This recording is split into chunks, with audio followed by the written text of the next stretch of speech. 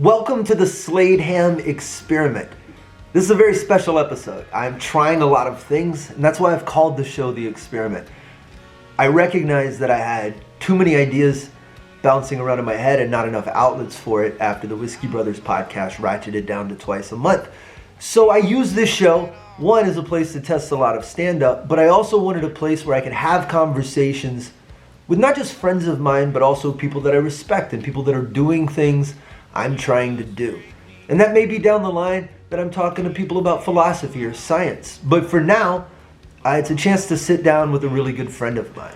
My guest on this episode is Texas country artist Jeff Canada. Now, when I met Jeff back in 2008, he was playing cover songs in bars around Houston. Now, he charts frequently on the Texas music charts. His song, Ride With Me, in fact, is currently on there. You can check out the video. I'll play a little clip from it here. We'll put a link to it in the show notes. Jeff's a fantastic artist if you're into country music. And even if you're not and you just like a little fuck you to your music, Jeff might be an artist you'd enjoy. But more importantly, he's walked a lot of the same paths that I have artistically, and we kind of get into it about things like the perils of social media and how to decide what even genre you work in. There's a lot of cool things to talk about, and his attitude is beautiful, and I hope you enjoy this conversation with Texas country artist Jeff Canada. Let's play this game to our own rules. Dance our own tune. So come on, baby, I'm waiting patiently. All I'm asking is take a ride with me. I'm joined by Jeff Canada. I want the laugh right out of your face right at the beginning of the show. That's how I want it. I have known you for now going on 15 years. I'm slowly realizing. Yeah, if 12 years is 15 years in your life and your math, yeah. 12 years is going on 15 years. Yeah, 15. See, we can go with 15. Well, Fuck it, 22. About Jeff, 22 years. There's a point where you think it's a couple of years. In my brain, you're still playing cover music at Sherlock's Pub that just was the laugh stop yesterday. Yeah. And somehow here we are in the middle of the 2020s. When I met you, you were a cover musician banging away at the pubs in Houston quite well. But now you've transitioned into this Texas country artist, my friend who's successful, who's actually doing things. What the hell is Texas country, and how's it different from country? Yeah, good question, man. Like Texas country, it started out being its own thing back in the early 2000s with Cross Canadian Ragweed and Randy Rogers and all those guys, Pat Green. And it was its own thing, and it was kind of like the anti-Nashville establishment. And now it's kind of become a mix of Americana, Southern rock, country. It's kind of all over the place, So which is really cool because before I didn't really have an outlet for my music because I wasn't pop, but I wasn't country.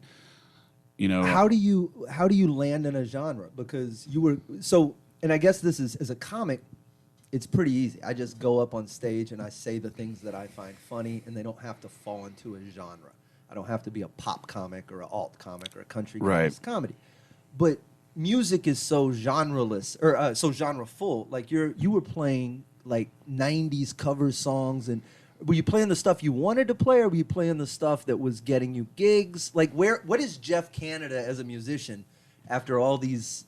Man, so I'm all over the fucking place, dude. Right. Like I'm everywhere. I mean, I'm a Pantera fan, I'm a Rage fan, I'm a fucking Garth Brooks fan. Like I'm all over the place. Fan. What are you? What is Jeff Canada the musician? What music is in your head? See, and I think that's the difference between me and these other guys. Like they call me Texas country. I just fucking write songs, dude. Right. I write songs. A song will pop an idea will pop in my head. I'll write it, and then I'll go in the studio and I'll produce it, and where it goes. I don't really look at it like, okay, well, this will sound good on the radio, or this won't sound good on the radio, or the emo kids will like this, or the fucking old people will like this. I just put out music, and I just do what I feel feels great, and I record everything, even if I think it's a shitty song. I just record it anyway, and then see what happens with it.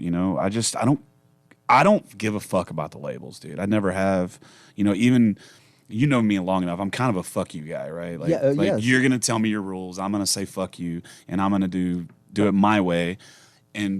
But isn't that what all the cool people do? Isn't that what all the people who stand not cool people? And the people that stand out, isn't that what they do? It is, but I would argue that the ones who do that learn, and I would say that you did as well, just having watched you. But you can't do that until you kind of understand the rules. I think just understand them. I'm not saying adhere to them. I look at your face. You're already ready to argue with me. No, I'm not. I don't want to argue. I just, I think you have to understand the physics of the world you're playing in just so that you can better, because I think you did. You went in as a musician, you looked at a cover scene, right?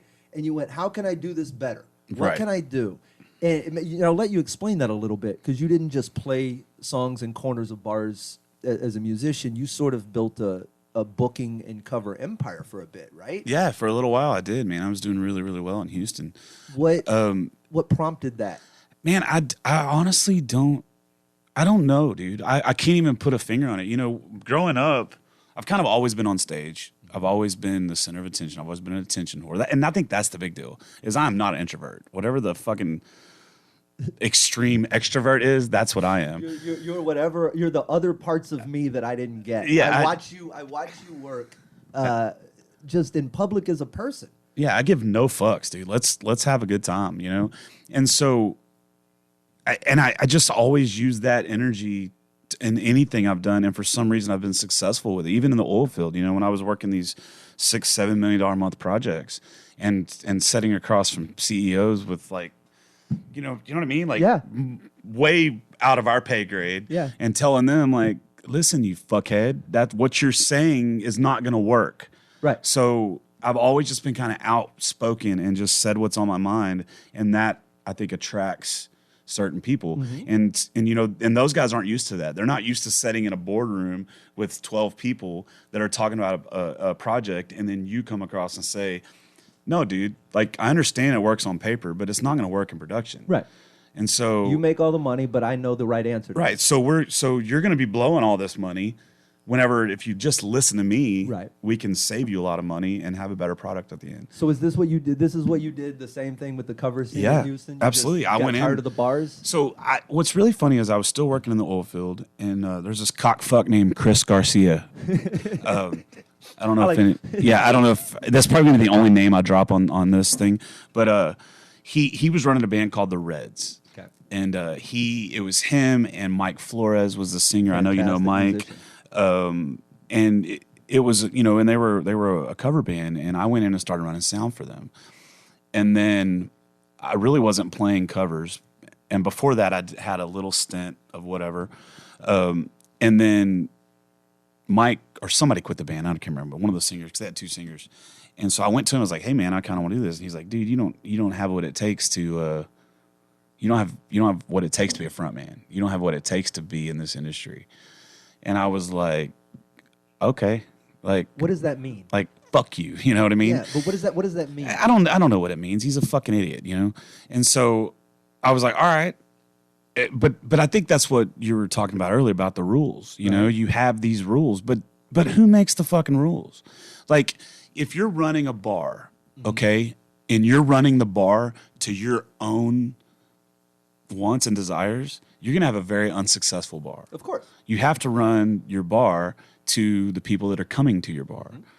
Okay? Well, I've been coming to your bar. I've been going, I consider myself just like a regular person who's a fan of these things. Mm-hmm. And I wish that these people would do this, and they wouldn't do that.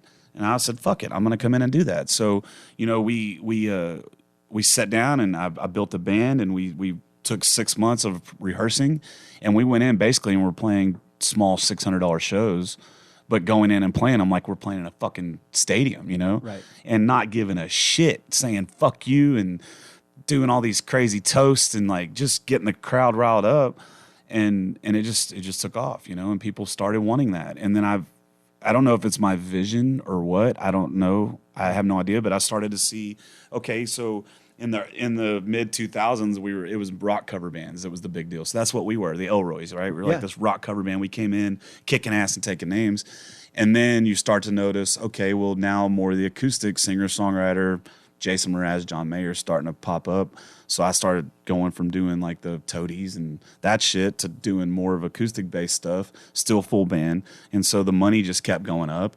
And then I realized, well, fuck, I don't need a drummer. I don't need a bass player. So I started firing those guys, and then the money's still going up. And that's basically how I did it. And then the thing is, when you make a name for yourself in an industry and you're professional, I mean, even though I would say fuck you from stage, I'm back there kissing the manager's ass and telling him thank you, and I'm tipping the bartenders, and I'm making, all these relationships, And the thing about that is, when you do that and you make a name for yourself, then they call you and they say, hey, we want you to play this night. Well, I can't play this night, but I got this guy that can. Right? And so you start doing that, and now you have a room that you're booking. And so now it's like, okay, so you start sending your friends in there. And then my whole goal was, and I gave my heart and soul to the cover industry for about 13 to 14 years, like everything I had.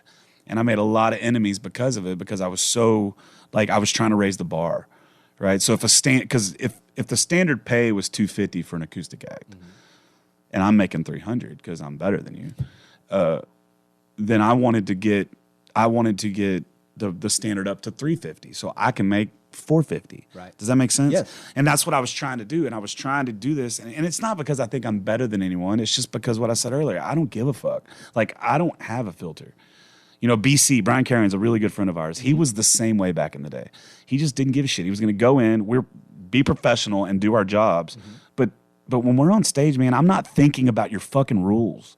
I'm not thinking about your set times. I mean, we go to some places and it's like, you got to play from this time to this time and then take this break and this time and this time. Man, fuck you, dude. I'm going to get on stage. I'm going to throw down and play the best show I can. And the crowd's going to be so badass and wanting me to keep playing that if I go over, cool. If I go under, cool. But it doesn't matter. There's really something to, and even in comedy, I know this, I'm very respectful of the stage, right? The amount of time, and comedy's different than a band, I guess, in that we're not playing multiple sets to the same crowd all night.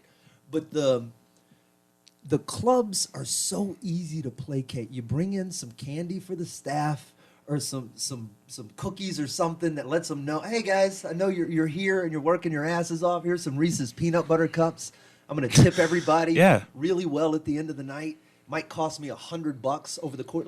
If I do a weekend somewhere, and it always blows my mind every time I play the improv here in Houston treats comics so uncomfortably good. It's you walk into the green room, and if you're on the show that night, whatever you order is taken care of. It's your drinks, your food. You're treated like a true performer, and you have a dedicated green room, server, and it's wonderful. And I tip $20 a night in that room just in the green room. If I don't even get anything, I just hand the server a 20. The amount of times I walk out of there and I always check. Hey man, did everybody else take care of you? And, oh yeah, man, no, not really. And they just come, and I go, this is why no one calls you. Right. It's such a simple thing to do, and it buys you so much latitude from the stage. I think of the clubs I've played where I've said, and I've gotten into it with audience members. I've had legitimate situations, and the staff will defend me to no end. Oh no, it wasn't Slade. It wasn't him. He was totally the professional. Because you won those Reese's peanut butter cups. I'll give you a prime example of that. So Baker Street Sugarland, we were like their favorite band. I mean, we went in there, we played all their big events, Halloween, St. Patty's Day, all those things. And one night we went out and we played, and I had back-to-back shows. Well, that night I had gotten dosed with PCP. And I didn't know this at the time. I had no fucking idea. But I went total fucking Hulk smash on everything. I threw my guitar at the manager. I threw up everywhere. And I woke up in the hospital like 7 o'clock in the morning. And that time I thought it was just alcohol poisoning. I didn't know till weeks later. I had to play that same fucking place the next night. And so I walked in there and I'm like, like the ultimate walk of shame, dude, and I just walked in there and they were like, it's cool. Like, don't even, and the area director came and he was like, dude, I get things happen and blah, blah, blah, blah. And they were totally cool. But the only reason they were cool with me like that is because the relationship that I had built prior to that. Right. And so what's funny about me is there's all these people that don't know me. They think I'm this asshole, this out drunken fucking dipshit who will do anything, which I will. And everybody's got a story about me. But I'm not like that on a regular basis. No, they remember. I always think about Doug Stanhope is a perfect example of that in the comedy world. Who I've had so many placid nights of us just hanging out, talking at a bar. And, all right, buddy, I'm gonna leave, and I'm gonna leave too. But you hear there have been crazy stories too. But everybody tends to have those certain people where they just have the story. And it's like, even Whiskey Brothers days that I look back at, and I'm like, that's the story you're hanging on to? I've done so many more interesting things than throw up front of you. Yeah, it's crazy, man. People hold on to what they hold on to, you know? Well, we'll talk a little bit about your lifestyle changes. But back to relationships just real quick. Yeah. So, but you have to build those relationships, right? You have to. Just like you said. And what these fucking dipshit musicians don't understand, and this is what I tried to tell them forever. I tried to tell them back in the cover days. I try to tell them now. I'm still making fucking enemies. You know, it's like a big soap opera. But like Todd, my buddy Todd, he owns Sawyer Park Ice House in Spring, Texas, which right now is like the premier venue, right? Yeah. And so I've known Todd since he was a bartender at 8, right? And I've developed that relationship, and I was friends with his wife and all that stuff. But like I've developed that friendship, and now I didn't see that being the case. I've just developed relationships because you don't ever know who's going to be what. And now he owns this venue, and guess what? When Pat Green played there, who was the first person they called to come open up? I did. You know, same thing. District 249, Shane Smith and the Saints. Those guys. I was the first person they called. And you go down the list. Same thing. Tracy Bird down in Southside. Like they called me up. They want me to come open up. And what's the ratio of that? What ratio of that? These fuckers call me lucky, dude. These people call me lucky because of all this. And it's like, no, it's not lucky. So what percentage of that is actual Jeff Canada working his ass off? It's like 99% of it. I can't believe you got all these cool things, Jeff. I want all the things. Yeah, it's crazy. Jeff Canada will do to get the things. It's just nuts. You got, I remember when I was in the cover scene, I would drive around listening to the radio, right? And I would just listen to the radio and think, okay, would this be a good song? Would that be a good song? And I'm talking about 8, 9, 10, 12 hours a day where you're like constantly thinking about your profession. I know you know what I'm talking about. I am happy to hear someone else say the words. Yeah, I feel and like even now, I'm the same way now. I wake up in the morning, and it's like I go to work. Even if I'm not physically doing anything, in my brain, I am working. You can't turn off the writing muscle. No. If you properly engage it, and it's almost a bane. It's almost I wish there was a switch. Because sometimes it's like tinnitus, where can you just not write about this for a second? I find myself on walks, and I've got my phone out, and I'm punching in ideas, and it's like, do you have to record every goddamn thought you have? But the truth is, you do. Right, because if you don't, then some nugget pops in there, and then you fucking forget about it. And then you're mad about that, and then you're writing a song about forgetting shit. Yeah. Like, it's, you know what I mean? Yes. So what is Hedberg had the joke, and it's a comics joke. Sometimes I'm laying in bed at night, and I think of something funny, and I either have to get up and find a pen or convince myself it was not that funny to begin with. Yeah. And it's constant. What is your process for distilling the chaos of that into, for instance, the songs we were listening to? You were playing some music for me before the show. What's the step from that to that? I've kind of sat around the campfire with you in Colorado and heard a song start. Mm-hmm. You know what I mean? But from here to there, what do you do to corral it? Is there a process, or does it just happen? It's chaos, dude. It's just fucking chaos. Like something will pop in my mind, and sometimes I can just pull my phone out and I'll start writing with the notepad or whatever, and I'll have a complete song in 10 minutes without any music. Is it it's a melody that just? Yeah, it's like I'll have a time signature in my head, and I'll have a melody in my head, and then I'll pull out the guitar and I'll put music to it. I mean, sometimes that's the case. Sometimes I pick my guitar up and I'll come up with a riff and I'll just start humming and I'll come up with a melody and then I'll write to that. But most of the time I write in silence. Most of the time everything I write is just in complete silence. Wow. And it's the only way that I can like focus on what I'm trying to do. Because what'll happen is I'll pull a guitar out and I'll start writing, and then I'll well, that sounds like this song, and then I'll pull up the song and I'll learn that song, and it's like, so it just doesn't work. So to me, it's way better to get all the lyrics down, at least the rough draft, and then go back and put music to it. That makes sense. Do you how much do you throw? No, I won't say throw away. We don't throw stuff away, but what is the keep rate? Like you decide you're gonna do an album. And this is, and I'm asking these questions as a comic because I always try to equate the two because I'm trying to find better ways to do what I do as a comic. But as I contemplate this new hour of stuff, right, this new show I'm writing, I could just go. I have hours of stuff that's not recorded, but that's not a show. It's not a special. It's not an album. Right. Just a bunch of jokes in a row. So when you sit down, you go, I'm going to do this thing. Do you just go back and go, well, I got 12 songs that haven't been recorded, or do you go, well, I need to write 12 songs. I need to find 12 songs that belong on this album. Well, for my record, I only did one solo record. I released that in 2020, and I wrote 50-something songs for that record. Jesus. Most of them were shit, bro. Of course. That's what I'm interested in. Yeah, and so, and then we demoed maybe 20, 25 of them, and then we picked the ones that we thought fit the record. I wanted that record to be like a very 5 dudes sitting around a campfire feel. I didn't want it to be overproduced. And so it's about the vibe, and that's one of the lost arts right now is creating an album, right? Because nobody really does it. They still make albums, but it's really just 12 singles that they throw on a record. Right. Do people still consume albums? No, they don't. I mean, I do. Like every Friday, I listen on Spotify. I listen to the release radar or whatever that comes out. That's like all of my favorite people. Yep.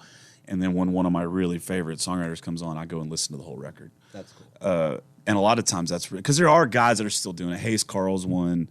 That is Randy Rogers is another one that's still like really looking at it from an album perspective. Because I feel like the way I ingest music on Spotify, I feel like an album will come out slowly over the course of 2 months. Right. Where, here's a single, and when you go to the artist page, and it's not a complaint, it's just, I go to the page, and they'll have 20 new releases, and they'll all be single. And I'm just like, I just want to put on one of your albums and listen to an album. Yeah. And it's increasingly harder to find. But that's the way it was in our day, right? If I say 10, yeah, but absolutely. Who is it? Pearl Jam. Okay, 100%. if I say Yourself or Someone Like You.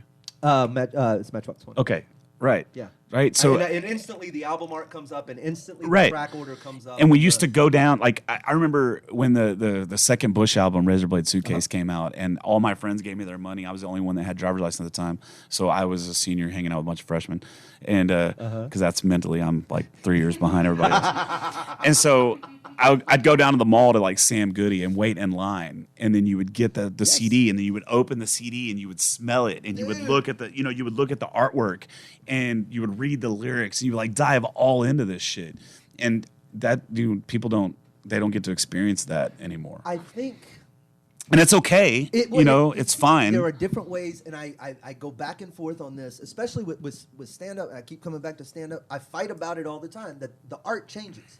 It's not what it was in the early 2000s when I started. It's not what it was in the late 90s that I missed. It isn't the heyday of the 80s. That's all gone. The clean era of the 60s. All of it's changed so many times, from just TV comics to stage comics and album comics, and now and now it's YouTube. If you're gonna be an artist, you gotta just figure out ways to get your stuff into that. Right. But I don't think losing the art of the album is good for us as a people. I think it's the way we're ingesting music now, in that it's bite-sized, it's throwaway. I hear a good song, I add the song to my favorites or my likes, but I never really go investigate the artist because I've got this onslaught of, here's the release radar and songs you missed, and 6 other playlists cultivated specifically for you with music you've never heard. And it's like, at some point, isn't it too much? Like, and that's the rub right now, especially with what I do. It's easier now and more cost efficient or whatever now to put out new content than it ever has been. You got kids going in and recording entire albums on their laptop in their basement, and they're winning Grammys for it, right? Which is awesome. So so that's part of the cool thing. The bad part of that is now everybody and their fucking mom is putting out music, and so it's harder to cut through the noise than what it was then. So, I just watched the Elvis movie. I don't know if you've seen it or not yet. Whatever. But, he put out his first single or whatever and then was on the radio and then blew the fuck up. You can't do that now. I mean, you can, but what do you think? It's just not the same. What is I'll look these numbers up at some point, but number of albums put out a year in, say, 2000 versus number of albums put out in 2022, like fully produced. I would say it's tenfold what it was in 2000. Not more. It's the signal to noise is absurd. Right. So if everybody's in that pool, what is and I know the answer is social media. Well, I mean, what is the strategy for cutting through the noise right now? You seem to have a very solid plan for release. Every time I look up, you have new music. You have artwork that's accompanying it that is fantastic. Yeah. My buddy Jake Tucker does an awesome album. Definite for head everything. nod to him. Every single thing, it has a cohesive vibe and it looks intentional. And I think that's the word missing from a lot of art is intentional. Right. I think there's a lot of that noise is just probably people either putting out their first single or their first 3 podcasts or their first. There's so much of just first attempts and then people going, oh shit, this is hard. I'm going to go back to work at the bank. Yeah. And we still have to cut through all of that. So what is your approach? I think it just depends on what your goal is. Like me, I've always been a guy who's had like really, really, really reasonable expectations of things. Okay. Like I'm not a pie in the sky kind of guy, right? So I don't give a flying fuck if 2 million people listen to a song or not. I don't. I honestly, I don't give a shit about Spotify. I don't give a shit about the radio. I don't give a fuck about Apple, YouTube, TikTok, none of that shit. I don't care. What I want is I want to meet as many people and play in front of as many people as I possibly can. Mm-hmm. So it depends on what you're looking for. If you're looking for a flash in the pan, overnight success, want to go viral, go viral kind of shit. And I'm not knocking anyone who does that. I just don't care. Then that's when you got to worry about all that shit, right? Mm-hmm. Me, I just want to do it the hard way. like I want to go out and play in front of as many people as I can and meet as many people as I can and do all the cool things that live shows afford me to do. Now, granted, to get there, I have to do certain TikTok shit and I have to do certain, right. But I know guys that are putting out music just to push to radio. Right, and they're not really focusing on the live show as much. Mm-hmm. Well, that's cool and all, but you're gonna have zero staying power if you do that. I mean, the Dick Down in Dallas guy, remember that stupid song? He's actually a really good songwriter. His name's Trey Lewis, and he put that song out and like blew up. I mean, it was the #1 song in the country for I don't know how long, but what's next? Right. And that's been my biggest thing. I mean, you've known me forever. You've actually talked about like my delivery and my cadence and all that stuff, where it's almost like I'm a stand-up comedian, just my everyday life. And I've always been really weary about wanting to put out a funny song because that's not what I want to do. I don't want to get trapped going down that route. I mean, terrifying. I mean, it would be cool if somebody gave me $2 million to write a song about some cockfuck driving in the left lane, like right, like that would be cool. But when you go play shows, you're gonna have to play that, But yeah, I tell myself that all the time, right? Like I would be so mad if I went viral for some dumb thing and then people yelled it out if these thousands of people yelled it at me every night, and then I stop and go, wait, but there'd be thousands of people. Like, I feel like. But will there be? Well, that's the thing. There's so much fucking noise and so many things going viral on so many different applications now. But the job is to have. So when. Comedy's different, right? And the reason I say comedy's different is because that stupid fucking girl, the Catch Me Outside bitch, was getting booked at comedy clubs. Oh yes. Remember? Yes. Oh, I remember. Okay, yes. That shit does not happen in the music world. William Hung. Yeah, but William Hung's not out playing fucking stadiums. But neither is she anymore. Right. But I'm just saying, but William Hung had his deal, and he was popular on whatever the fuck he was doing, but he wasn't it wasn't. Didn't Tay Zonday end up on SNL? I don't even know who the fuck that is. Chocolate So Rain. still don't know who that is. Anyway, another viral video from back in the day. I'm making very weak counter. I'm just it's the thing about art in general suffers from the appearance of being easy.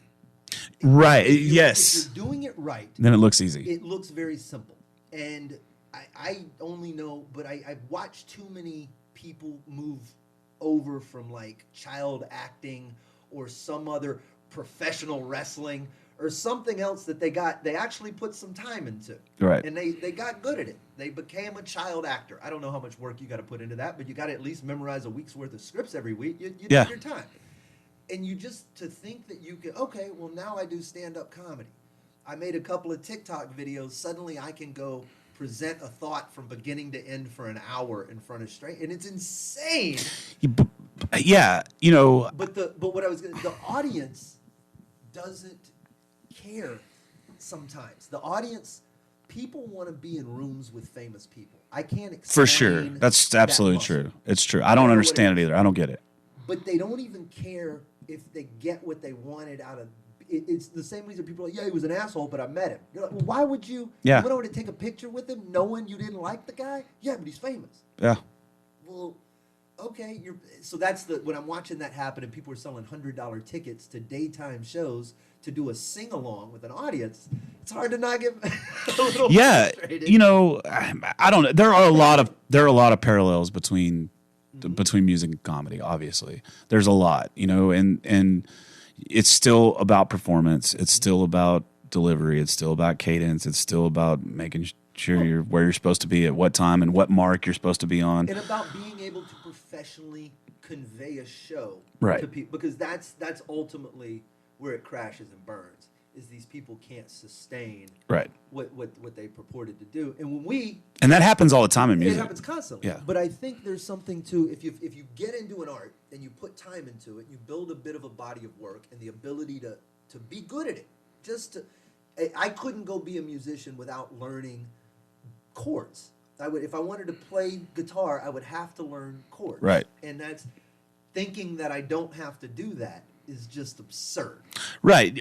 I mean, yeah, no, it is. It's crazy. but it happens. Not only that, to be a good singer, I know plenty of singers that are really good singers and that do karaoke and blow your fucking mind how good they are. But you give them a microphone and have them go play in front of a full band, and they wouldn't know what to do. It's a different skill set. It's completely different. So that's why I guess if you learn all of that and you have all of that, when something does catch, right? If you continuously, the reason you put out singles the way you put them out, the same reason I put out clips of stand-up the way I do. The hope is that one of those is going to hit ears that want to share, and people are going to listen to it and go, I want to see this live. Yeah. And they all show up and buy tickets. And I think if you build sort of that body of work so that when they do find you, there's something for them to go find in addition to that. Yeah, absolutely. Then you have such a better chance of. So for me, it's like even now as I look at YouTube and some of these other places that I'm putting stuff, the numbers at the moment, I don't get discouraged by. And I should or could very easily by going, oh, whatever, 100 people watch this. That's terrible. But the truth is that if and when something connects or something I'm working on sells or I end up in something different, people go, oh, I want more from this guy. It's all there. Right. It's all there. Yeah, and I have plenty of stuff out now, and that's really what I've been working on the last year is just get that body of work out there for those reasons. And that's why I'm releasing a cover every 2 weeks or whatever, just so that way people can go and they can find it on YouTube or find it wherever it's there. But I guess my point is with the whole, there's so many different apps now to go viral. And I mean, I just had this thing where I did a podcast and I told a story about eating too much edibles at a Gary Allen show I played, and it's like a 3-minute video and it went viral. It got 2.4 million views on TikTok. But it did nothing. But it did nothing. Like I gained like 2,000 followers off of it. Maybe it not even that. I think I'm at 2,000, maybe 1,000. I don't remember. And then what is the conversion rate of those 1,000 tickets sold or $1 spent? Or it's so right. And not only that, a lot of times that when this stuff goes viral, it's not even going viral because people like it. It's going viral because of the comments that are on there.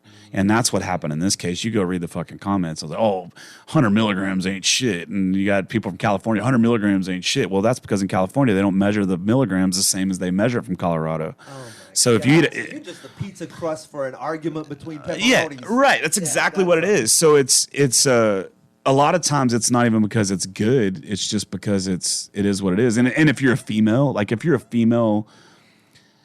if TikTok and YouTube and Instagram is a good measure of the art or popularity, then why is it that it's way easier to build a following on those apps if you're a female, but if you're a musician, you're making a substantial amount less than if you're a male? And it's not. Don't give me this bullshit about inequality.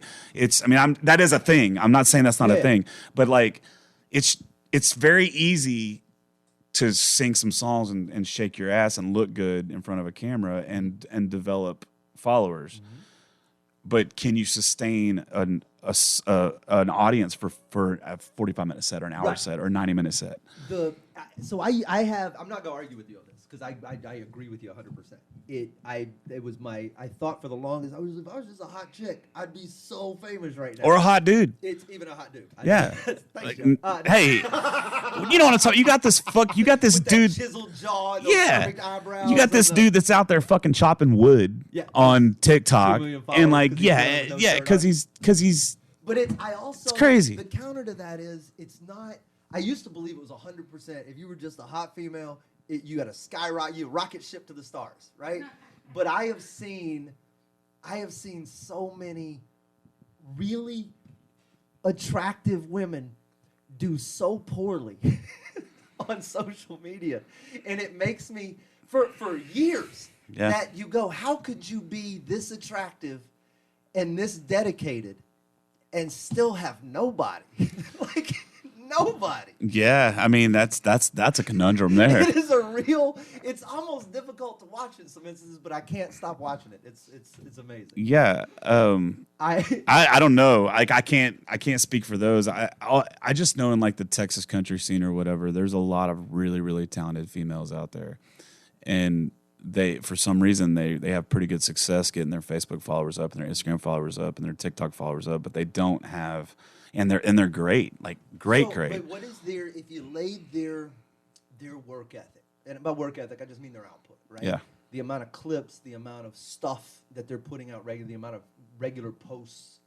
If you added all that up, are they doing that on a better level than the guys, or are all other things? Yeah, I don't know. I don't know. I don't know either. You know, that's the whole thing. Like none of us fucking know, really. And it changes every day. So my commitment to myself is that I can't bitch about stuff without trying to, like, I can't just complain about it without trying to solve it. But oh man, that sucks. I just like to complain about it. No, it's terrible. It keeps me up at night. I'm like, you bitched about it. Now you got to solve it. But what's the practical solution? You're an artist. Who cares what you're making? You're making wooden clocks or songs or jokes. Doesn't matter.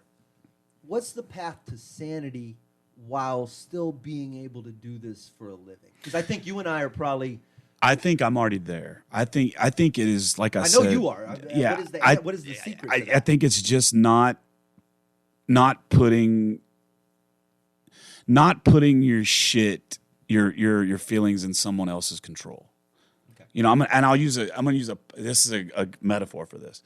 So you remember how die hard of a Houston Texans fan I was, yes, and how die hard of an Astros fan I was. Almost I'm talking about not almost to a fault. Like, I mean, yeah, I would jerk off in a cup for Astros tickets. Like, you know what I mean? Like, you're the fan part of fanatic. Yeah, it was crazy. It was insane. And you know, Sunday, and when COVID happened, you know, and you start really like taking inventory of your life, I'm literally giving my happiness or my sadness, my feelings to 53 fucking dudes wrestling over a fucking ball. Mm-hmm.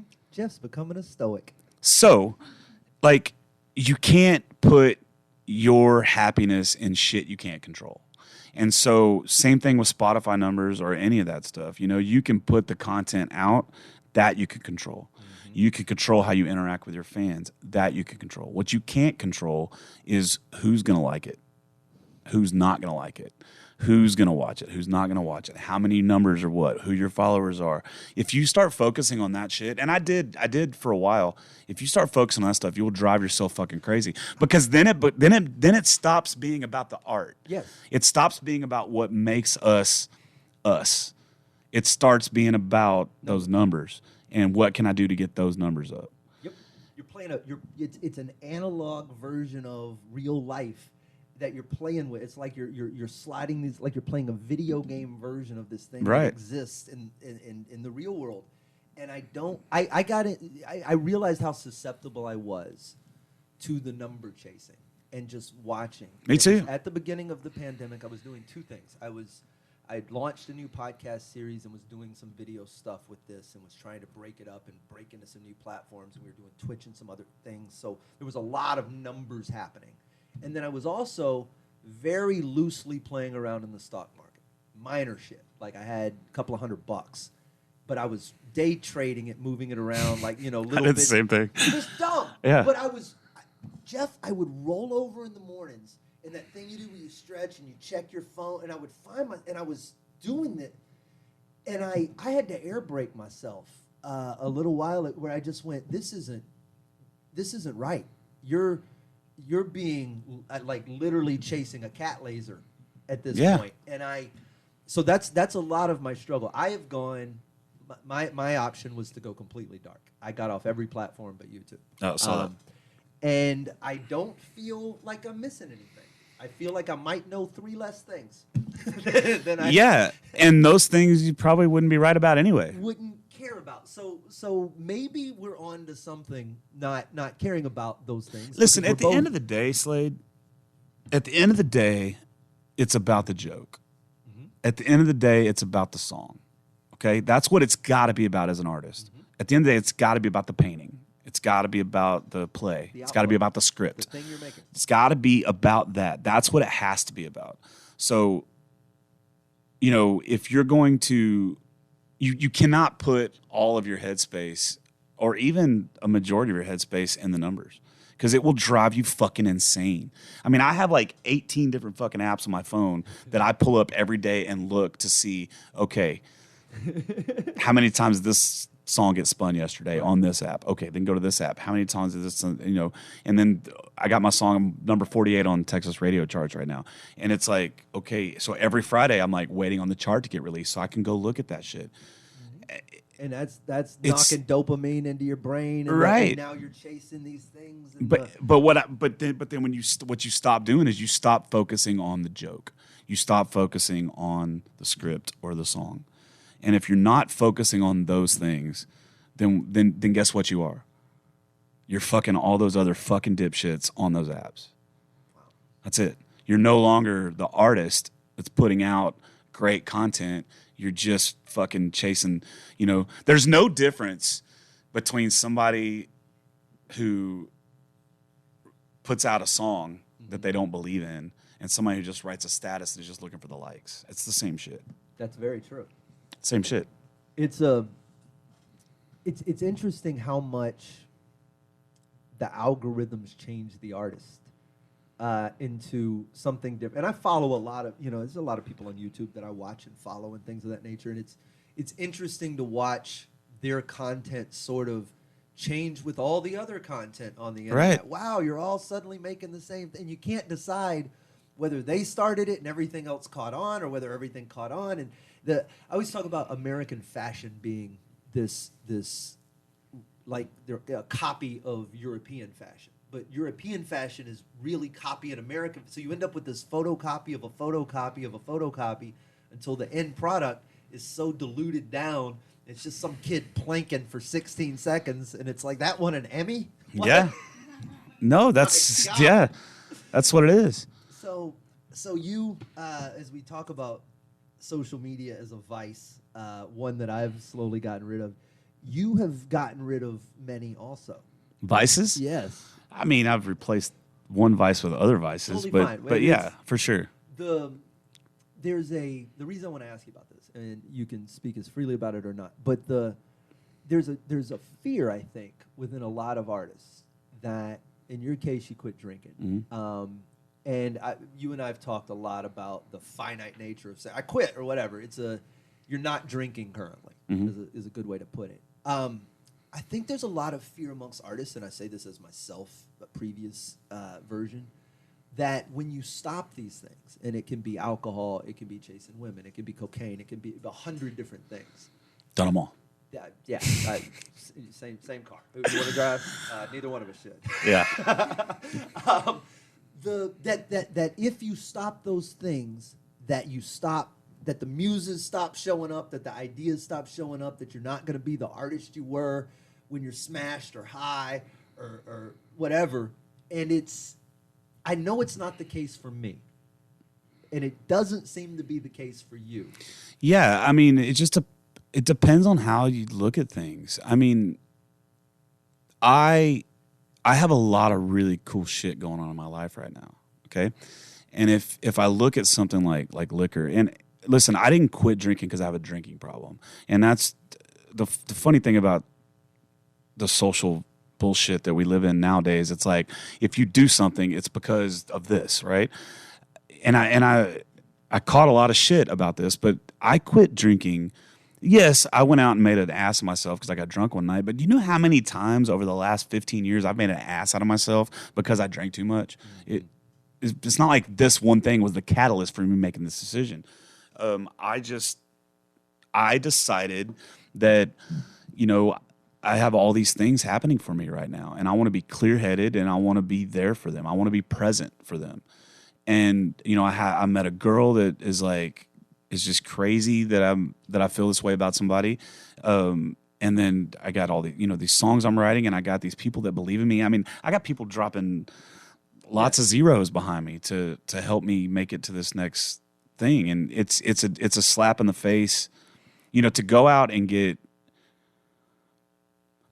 get fucked up and act like a dipshit is cool, and it's fun, and we all done it, and I got some rad stories, but it's a slap in the face to the people that believe in you and the people that really believe in you.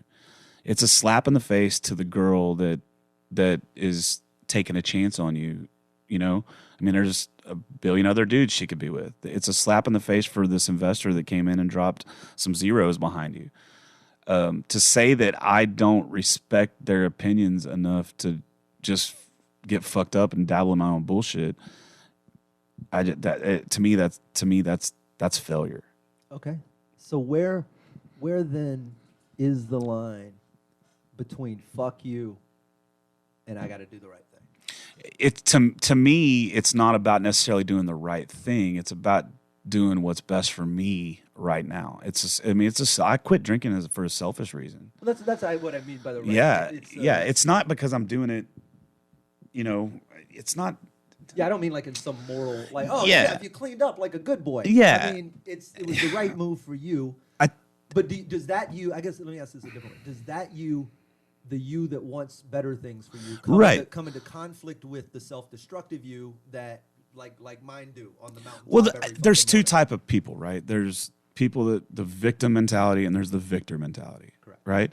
And so the victim mentality is that person don't like me because of this. Correct. Doesn't like me. I've been singing too much fucking country music. Let the Texas country out. Or my bank account has zeros because of.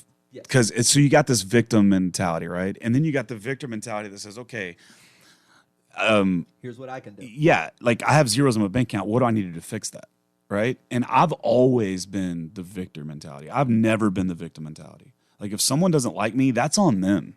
Like it's not on me. If I have zeros in my bank account, it's something I did. I got to fix that. If I get fucked up at a gig and lose some dates, that's my fault. Right. Nobody shoved those shots down my fucking throat. Even if they did, you drank them. And so I think that's it. It's just kind of like it's kind of like I said it earlier, you have to take inventory of yourself on a regular basis if you want to grow as a person. You have to. If you don't, then you're not. You're just you're the fucking Karen that none of us likes. When did you start doing self-work like that? I think I've always done it. I just didn't focus it as much as I am right now, if that makes sense. Yeah. And there's certain things I know that I need to do, right? I know that I need to start being more active. I'm a fat fuck. I know that, if I don't take care of my body, that there's things that are going to happen. I know that I'm not perfect in any way, shape, or form, but I know that this is something I could do, and I could do it now, and it might make my life better, and that's why I did it. That's why. It's to make my life better, not to be more healthy, but it's just to overall make my life better. You're planning for future Jeff now. Yeah. Versus the. But I always have. It's just the thing is when you go out, and that's what substances do. You go out and you get caught in the moment, and next thing you know, you're. Yeah. Doing. The babysitter got drunk. Yeah, that's exactly right. Yeah. I was looking out for me until I wasn't. Yeah. And we're going to have to pick this back up tomorrow. And listen, there's a point in a night. There's Whataburger on my chest. And there's a point in every night where drinking's fucking awesome. But there's also a point in every night that you're like, what the fuck am I doing? Jeff, we don't have to rehash our oldest stories, but we have some. There are nights that I know we drank at a Whiskey Brother. We drank 56 shots between three of us. 3.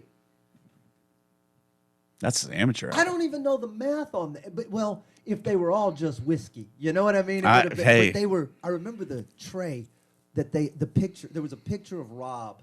It was myself, Rob Mungle, Sam Damaris. We were in Leesville, Louisiana, at some dive. The night ended up. I'll tell you how the night ended. It ended with Sam. I found him, drunkenly steered into my car, put him in the front seat, and then left to go find Rob, who was gone. When I came back out, Sam had disappeared. I found him in a ditch, literally all the way down the street. He had lost all of our pay. It had fallen out somewhere between the car, so I dragged him back to the car, and then I took him back to the hotel, and then I went back to pick up this bartender, and then at the end of the night, I fell asleep. The next morning, I remember just hoping Rob was going to be around. He came bolting out of me because I threw up everywhere. I put a 20 on the dresser. We got to go. There was a photograph of the tray of drinks, and it had, it was everything from Jaeger bombs to something they served in a chalice, but they put an airtight thing on and lit, so there were fumes, and there was a hood and a straw, and we made Rob drink that one. But those umbrella. What are you doing with your life on those nights? And those nights were 6 nights a week. Yeah, I mean, but there's a point where you just don't fucking care. Like, I went through a really bad phase where I was really bad. I mean, I woke up naked on a golf course. It's like at like 8 o'clock in the morning. I've been in hot tubs with just me being me being the only naked person. Like, why am I naked? Everybody else has clothes on. Like this. This has happened a lot. And part of that has made me Jeff Canada, right? Like part of that has made me who I am as an artist or as a brand or however you want to look at it. But it's also held me back from being what I want to be as well, I think there's a lot you have to experience the hard parts of life, even if they're self-inflicted. No. But to you got to live through the dark to see the light. I don't mean it like that. I mean it to have, you know what I mean? It's always darkest before the dawn, Jeff. Yeah, I got you. No, dude. No, it's always darkest when the lights go out in a hurricane. That's what it's like. No, you're absolutely right. You because there's experience that you need. I think to process shit the way artists process it, right? If I'm going to turn something into a joke, I need to understand it. And if I'm going to talk about it, I need to understand it. If I'm really going to understand it, I need to have lived through it, and good or bad things. You just need that experience. And then there comes a point where you go, well, I've had all those experiences. I don't need any more of those experiences. There's literally not a way you can get me drunk or fucked up that I haven't done 30 times with better people than these firemen who want to drag you out drinking after a show in Nacogdoches. No. So if you're going to let go of that. It should be in the name of something better. And why not actually stopping that stuff to do what you were supposed to be doing the first time, just with better clarity and more experience? But that's what makes us who we are. I mean, go back to social media. That's what pisses me off about these idiots. You know, they just go on there and share this shit and comment and think they're going to change your mind. What makes us who we are is our experiences, right? That's why that sets our values. It sets our religious views. It sets everything. I mean, at younger you're taught, Of course. but by the time you get in your 30s, you know you're who you are based on your experiences. Mm-hmm. And so I don't have any regrets. I mean, I've been married twice, have 2 kids. I've had car repossession before. I mean, I've had some pretty shitty things go on, but I have no regrets, man, because I would not be the man I am right now doing the things I'm doing right now if those things wouldn't have happened. I could not have put that first record out if all of those lines weren't something I lived. Exactly. I couldn't. This is not advice to spend your life fucked up, but it is advice to live your life. To live your life and then to take stock of it along the way and figure out what's serving you still and what isn't. And I couldn't trade those nights out. The road. No. You're a road warrior. We've driven more miles than anyone. How old is your truck? You just got a truck. I just got a truck. I just paid the second payment on it. So brand new. Brand new. It had 21 miles when I drove off the highway. How many miles? It's got 13,000. Of course it does. Yeah. You have to have. To me, I cherish the nights I spent driving out there and God knows where and ending up in little small towns and dive bars, fighting with their people and sleeping with their almost women, hitting 2 elk, almost nailing 2 elk in the middle of Colorado. I know what they did. I'm pretty sure there was elk shit on my bumper. There should have been. That was there was fur in the back seat. But it's you need those things to get where you are, but you gotta let them fucking go. And I look back at them all fondly. I think back on the electric cowboys that I used to bang my head around. I think back to this. You ever think about the nights you're proud of a fuck you? Of a night you drunkenly did something, and the next morning you couldn't have been happier you did it. I remember I was in Milwaukee, Wisconsin. Dead of winter. Might have been February. It's freezing cold, snowy slush. I'm not from there. We're staying in the club was underneath a strip club. So strip club and then comedy club downstairs. Not a good strip club. Your eyes indicate that it might be a good scenario. No, actually, I was thinking exactly the opposite. 100%. I was thinking the Diamond Club type situation. Yes, very similar. The Pink Pussycat. Very terrible, terrible equivalent. So we do the show, and we're staying at this condo, and there's nothing to do in Milwaukee in the freezing cold underneath a strip club but get hammered. So I did, and then I made the feature drive me back to the condo, which was this house. The problem with the house was they had set the temperature and then put a box over the thermostat. And the problem was they had set the thermostat on like 78. Some crazy, not normal, do you sleep in an oven, you psychopath sort of number. But you couldn't open the window because it was negative 20 outside. So there was you could only open the window about an inch and then try and get equilibrium in the room. But I'm drunk, and this isn't happening fast enough. And I've never kicked something off a wall. I don't know how I managed to get my legs so high. I'm not in this kind of shape. It was up there, but I was, and it spun across the living room. I went, that'll do. And I went back to bed, and I slept like an angel. And then I got called. I've never worked for the Booker again. What happened to the condo? Y'all set it like a snake farm, and I didn't want to live there. So I don't know. The feature must have done it. What happened? I mean, that goes back to what we were talking about earlier about places treating you like you're worth it, and when you're not. And I have an issue the same way. When I go to a venue and they treat me like shit, I can't keep my mouth shut, and it's caused me some issues for sure. I had one recently that happened, but it's like, isn't it better though than because when I look at those things that I've pushed away, and this has been personal people and life. My circle is closed largely in the places I play and the stuff I'm willing to say yes to.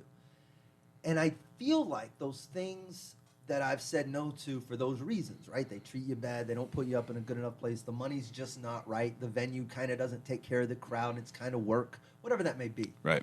I don't miss them. They're not changing. They're not changing how much money I make. Nope. Because I'm making more money than I was making when I was saying yes to that stuff. And it might be because now I have holes in my schedule that allow me to say yes to things that I actually care about. Could be the reason. But it's all these fears I think that I had in the previous, the fears of letting go of the vices and saying no to these places because what if they don't have you back? All those things I was afraid of. Yeah. Not one of them has been anything other than a fear that never found its way into the real world. But that's usually the case with everything, right? I mean, usually what you're internalizing about something, the other person or the other situation is not even thinking about it near as much as. True. I mean, like if you say something that you know you shouldn't have said, it's like, fuck, I shouldn't have said that. Yeah. And the fact is, most people, nobody even noticed. But they're then, so focused on their own shit. Anyway. Right, and that's the thing, you know. Yeah, that's it. I do it all the time. I mean, I do it all the fucking time. I stick my foot in my mouth all the time, and then I internalize it, and I'm like, God damn it, why did I say that? And then they're going to hate me, and this person's going to say this to somebody else, and this person's going to say this. That Facebook post is about me. Mm-hmm. You know, you go down the list Do you of have a that mechanism shit. for stopping that? I don't. And that's it. That is definitely one of my big things that I'm working on right now is letting things go and just letting things be how they are. I'm going to give you a prime example. So I was in Glen Rose, Texas a few weekends ago, and there's a certain Texas country artist, I will not say his name, who disrespected me the first time that I played with him. And I don't think he did it intentionally. I made it up in my own head. Right. He was having a bad day, whatever. He wouldn't shake my hand. Okay. So immediately I'm like, fuck that fucking piece of shit, fucking cocksucker. You know, do all those things that you do. And because I'm making up in my own head, right? Well, then I'm in Glen Rose, Texas, and I'm playing a gig. And this lady comes up and says, hey, can you play any? And I said, no, ma'am, I can't. Well, then she asked me again. I'm like, no, ma'am, I can't. Well, third, fourth, fifth time, I'm finally like, listen, like, no, I'm not fucking playing him. The guy's an asshole and he beats women. Okay, so, and I'm like, I'm in Jeff Canada mode, right? I'm just entertaining. I don't really give a shit. Just going about my day. I'm thinking, okay, this is another typical crowd, not a big deal. Well, then I get off stage and I go to the owner and I'm like, hey, everything cool? And they're like, yeah, great show. And they're like, hey, do you know who this guy is next to me? And this big dude. And I was like, no, I don't know who that is. He goes, well, that's so-and-so's brother. And so immediately I'm like, well, that's all I could say, right? Is like, well, like in my mind, I'm like, where's this going to go, right? Are we about to get into a fight, or does he think the same thing, or like, what's going to happen here? And the guy, he immediately was like, listen, you can call him a fucking asshole. He is an asshole, but saying that about beating women is that's a low blow. And I immediately was like, dude, you're right. I'm sorry. I went into and it wasn't like I'm sorry because I'm trying to cover my ass or he's going to find out or anything like that. It was just like, I'm sorry, I apologize. And I meant it. And then he shook my hand, he bought a shirt, everything was cool, right? But in my mind, the whole trip home, dude, I'm thinking, that dude's going to fucking tell his brother's going to call my manager or whatever's going to happen. And that might still happen, but it hasn't. And I have to make myself stop. Right. And it might not even been that big of a deal. Like I'm maybe making it more big of a deal than what it was. Mm-hmm. You know, I don't know how close they are. I don't know anything about it. And we all do that on a daily basis. I track. The reason I track, because I say journal. I write everything. It's daily in the morning, and I usually will revisit some previous, because it allows me to see patterns specifically like this. But I'm also very careful now to make sure that I record the stuff that's fucking with me up here that I'm almost certain is going to go tragically bad, so that I have a touchstone to go back to and go, oh, well, that didn't go horribly. Well, that didn't go horribly. Well, that didn't go horribly. This probably won't go horribly.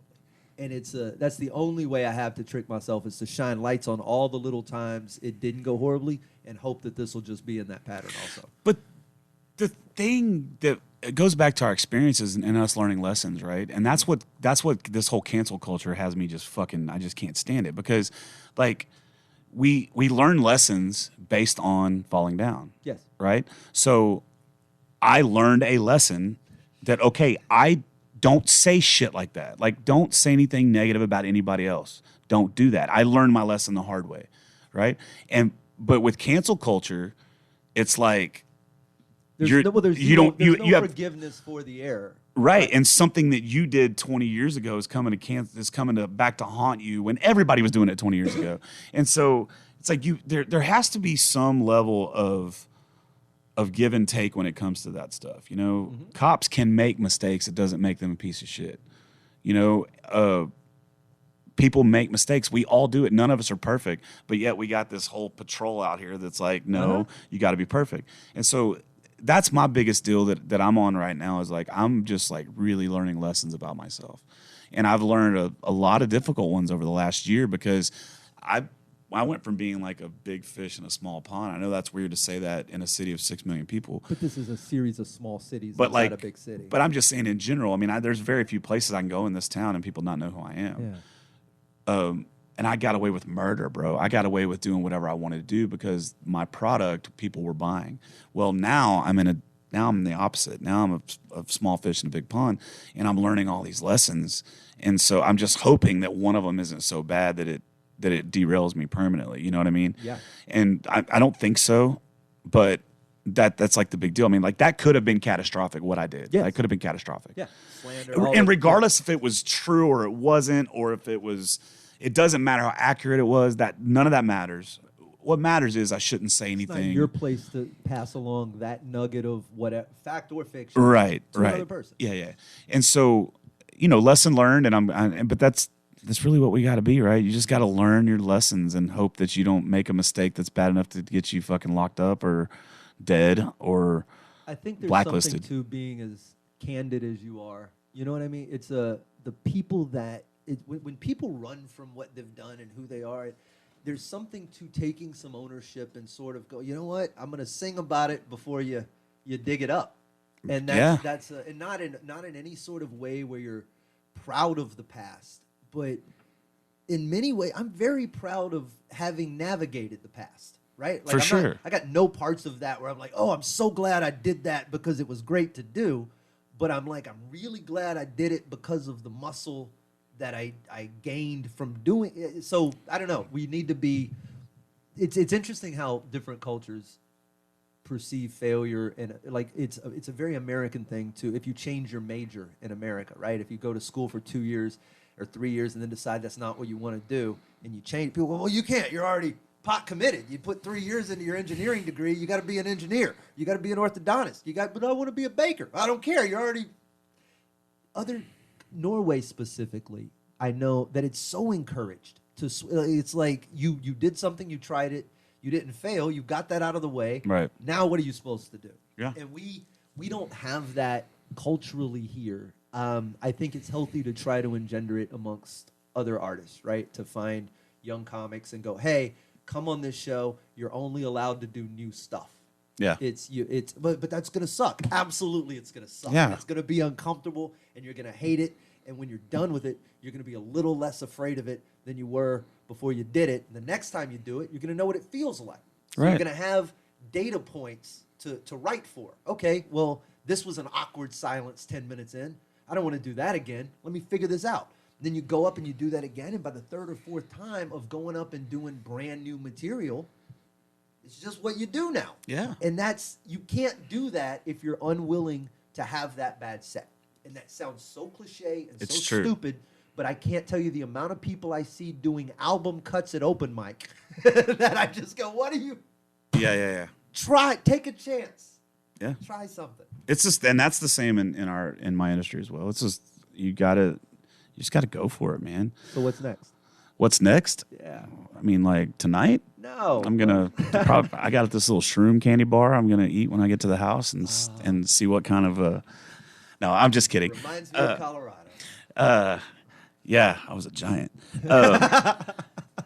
So right now I'm just releasing content. Like I'm just releasing content, and I'm writing a lot, and I'm developing relationships, and I'm hanging out with people, and I'm traveling a lot, and just kind of just making my way through this fucking life, dude. You know, everybody, there is no manual on how to do any of this shit, right? I mean, you can look at successful comics and you're like, how in the fuck did that happen? And then you try to mimic it, and then all you do, you're just a... No, because it only worked for them in this weird... Right. We're especially susceptible to this in this day and age where it moves so fast. You're up against... When I started, I wasn't fighting algorithms every day, and the worst I had to navigate was MySpace. And you figure out how to post a banner that... And when you could write the HTML code that could include a link to the it was like ta-da, and it felt right. And then the world exploded and everything went digital, and that's cool too. But it's so fast that trying to actually say you know what you're doing feels disingenuous. It feels like, okay, well, you figured it out for now, but now what? Like it's not a figure-outable world we live in. You can't, and I don't mean this art or anything that's else. everything. Like, being a fucking parent is the hardest job there is on the planet. And I don't give a shit. I don't care. I will go toe-to-toe. I don't give a shit if you're one of those people catching those fucking crazy crabs out in the middle of the ocean, or if you're a rocket scientist, or if you're work in the oil field. I don't give a shit. There is nothing more physically and mentally exhausting than raising two fucking asshole kids. Like, it's just, and the more you have, the more fucked up it is, because none of those fuckers are the same. It's definitely the most frustrating, pain in the ass thing that could happen to us as people. I watched your boys stand inside stage at Do-Si-Do, though. You know what I mean? Right, but it's also one of the most rewarding things, right? But that's kind of my point. It's like there's no right or wrong way to do it. You know what I mean? Sometimes it is appropriate to knock the shit out of your kid. Sometimes it is. Most of the times it's not. And the difference is figuring out when it's not and when it is. When you're doing it, and it's just crazy. But man, it's life is just lesson after lesson after lesson after lesson, and all you can do is hope that once you go through the lesson, you come out better on the other side. And that's the same if you're parenting. It's the same as you're a stand-up comic. It's the same if you're a musician. It's the same if you're a hairdresser or if you're running a food truck. It doesn't matter what you're doing. You just have to, you have to learn lessons, and then you just have to get better at it. And a lot of people do that, and they continue to grow, and those are the ones that you see shining. And then other ones stop, and they work the same job they worked for the 40 years, and then they retire, and then they die. Like, that's you know what I mean? And so... And they're all ways to fall down a hill. Yeah, and you don't ever know which way is the right way to go. Like, should I release this song? Should I say fuck in this song? Or should I not? Or should I... I think there's... see if I can put this the right way. I think it's... Once you commit to doing it the way that you're doing it, right, it becomes easier because you take the weight. Once you're committed to putting ideas out, bad and good, right? I'm just gonna do what I think is right. I'm gonna hit 80% of the time. I'm gonna miss 20%. There are probably gonna be egregious misses, but I'm gonna swing. Once you commit to doing that, it takes the pressure off of this thing having to be perfect. Because you know the next thing's loaded, and it's when you're sitting back and you're like, well, I'm going to put this thing out there, then I'm going to sit there, I'm going to stare at the numbers, and if this thing doesn't go where I want it to go, I'm an utter failure because it's the best thing I've ever made. And again, back to what you said earlier, it's not even personal with the machine. It's not personal with these people, the handshake you didn't get or the views you didn't get. They're all coming from the same place of apathy. They're just not looking. They don't care. Well, some people don't, for sure. With their own shit, and we are stuck in our thinking that our self-worth is attached to whether or not these people felt this way or this way or this way or this way. And the truth is, they're probably not feeling anyway. We're just full of our own bullshit. Yeah, we're full of our own bullshit. We focus on our own bullshit, and we put our thoughts into things that are just not. It's just weird. People are fucking weird, man. The human beings are weird. I'm watching the fucking Dahmer thing right now, and it's like. Yeah, weird. Yeah. Like, people were just weird. He was just a little more fucking. But at what point did your fridge get full and you didn't? Yeah, people are weird. I have this situation that I'm dealing with right now. This lady Never met her. She's never been to a show. I don't even know what she looks like. If you go to look at her Facebook account, it looks like a fake person. She sends me. I'm playing a rodeo cook-off thing down in Pasadena, and we had to get there at 2:00 for sound check. We didn't play till 8, and then we didn't get out of there like 2:30 in the morning. Right? It was one all-day thing, and so she sends me this like book of a message on Facebook about a song idea because I'd posted, hey, I kind of want to start writing from a third person point of view or from like to tell someone else's story. Yeah. So if anybody has an interesting story, just reach out to me. Okay. So she sent me this message, and the first message was like, hey, I have a story I'd like to tell you. Well, immediately my auto response kicks in and says, hey, you know, a lot of stuff gets lost in the shuffle here. Please text me at this number because I have this whole fan text line thing, or email me at this link.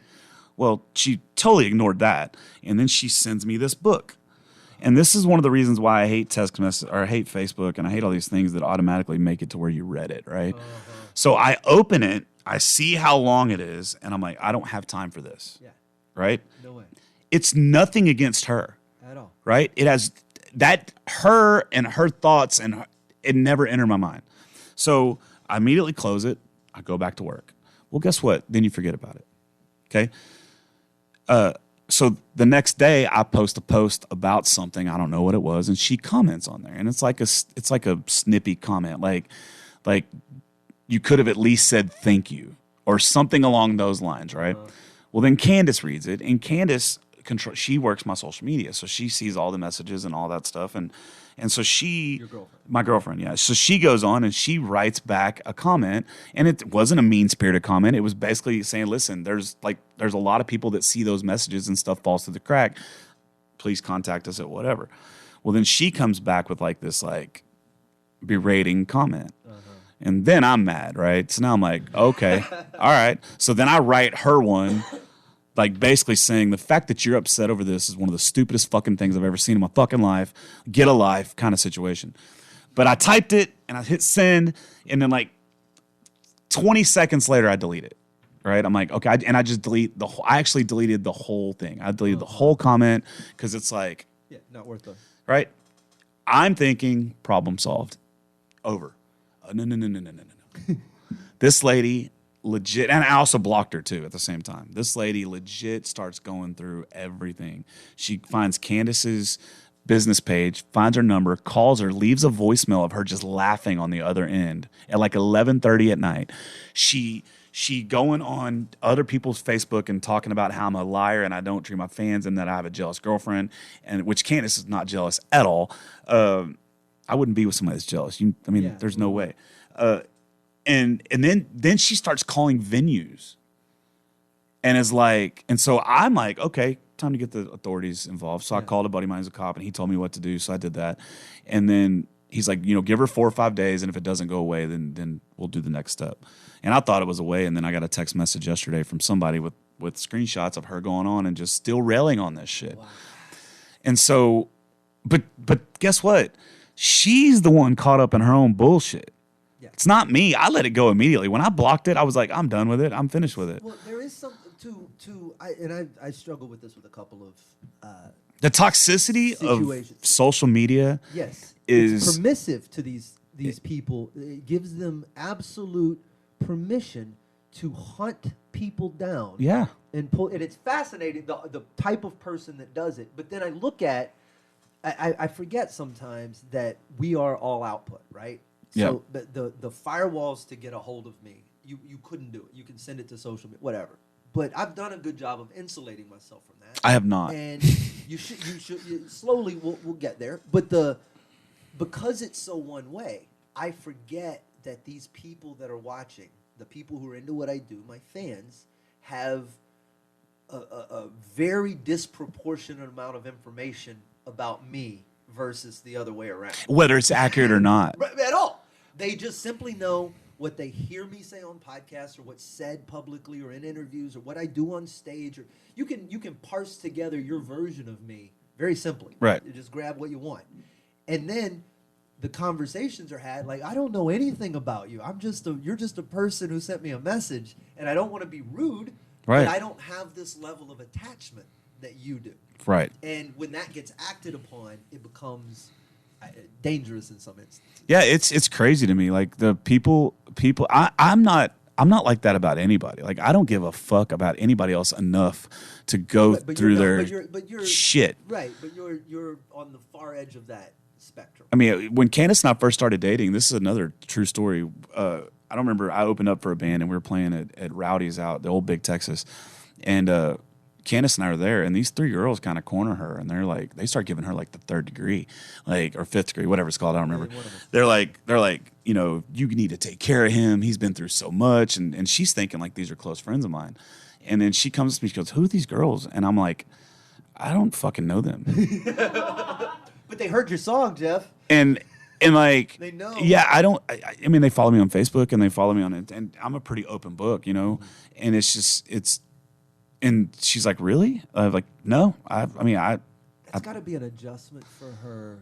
She's great with it, man. She gets it. She understands. You know, she's great, dude. Like, I have no complaints about that situation. Yeah, and we've been through some shit. Like, we've been through some shit over the last year and a half that a lot of people shouldn't have to go through. But, you know, I've never seen you happier. I've never seen you more productive. I have seen you healthier. But the point is that dude, I started a diet yesterday, and so clearly it's working. A little monster. Get the Southeast Texas in you. Yeah. Brings me back to Beaumont. JeffCanada.com is your website. I know there are videos up of several songs. Mm-hmm. All your new music available on Spotify. Highly recommend people follow you as an artist on there. I don't know if people know they can do that on Spotify, but if you click follow, it helps artists immensely. Lets you know when their music comes out. You'll get a nice little collated playlist of that fun stuff. Anything you'd like to ask of the audience? Tell the audience. I mean, just like, just the normal shit. Share my music. You know, if you don't like something, comment on it. If you like it, comment on it. Like I'm kind of like, I'm an open book. I like to hear everybody's opinion. No, man, just if you like my stuff, dig it and, you know, share it. I dig the direction you're going. You have some covers coming out that I'm a huge fan of. You're a Texas country artist, but you're kind of cross-genre in ways that I love. If you get a chance to see Jeff live, you should absolutely go. We didn't spend a lot of time on how much the live performance means to you. It's probably a conversation we could do an entire episode on. That is hands down my happy place. Yeah, you're really good at it. It's exceptional to watch. It's funny. It never seems the energy doesn't stop, and that's a high compliment for someone who's stopping music to do something else in between songs. Yeah, thanks, man. That's a huge compliment. It's my. Sure, happy for I don't know where I know where I'd be without it. I'd be in the middle of fucking COVID and lockdown and ready, you know, waking up drunk in golf courses. Like, you know, I mean, it's like performing is my happy place. Like, I don't give a flying fuck about any of the accolades or the awards or, I mean, I could win a Grammy tomorrow and that would not mean as much to me as selling out Do-Si-Do for my release party. Right. You know what I mean? Or I could win a Grammy tomorrow. It would not mean as much to me for me to play at the Ryman or Grand Ole Opry or something like that. A better live opportunity. Right. Like I don't care about the accolades. I care about performing and just. I won't get into this like in detail, but we as performers have a very rare gift that we have. Like we have the ability to make people that are going through their own bullshit forget about that bullshit for, I mean, a 5-minute set, a 10-minute set, a 30-minute set, an hour set, or maybe a 3-minute song or whatever. We're kind of the only people that can do that. Like we have the ability to affect someone's mood and someone's evening and someone's night, or in some cases change their lives. Manipulating mental and logical states. And to me that's where the magic is, right? The magic has to be in the performance. And that's when I told you earlier. I think it's got to go back to the joke. It's got to go back to the song. It's got to go back to the show. It can't be about what you're releasing to radio or what you're putting on Spotify. It can't be about any of those numbers. It's got to be about sharing what you can do that no one else can do to people that need it. Yep. And that's what it's about. And so performing is my happy place. There's no. I think fans, we like to think that they're into us, right? Oh, they're a fan of me. They're a fan of me. They're a fan of me. And the truth is, because I know this of all the things that I'm a fan of, I don't care about that artist as much as I care about how that artist makes me feel. Right. And that is ultimately all we really have control over is, what we can put out in the hopes that it makes someone feel a certain way. You're doing it in spades, dude. It's so cool to watch what you're up to. I can't wait to see more music coming out. I know there's a single coming out in November. Cool things around the corner for you. And we'll have to sit down and do this again. You're a fun conversation. I love talking, dude. I can fucking talk to anybody. .com. Jeff Canada has been my guest. Thanks for being here.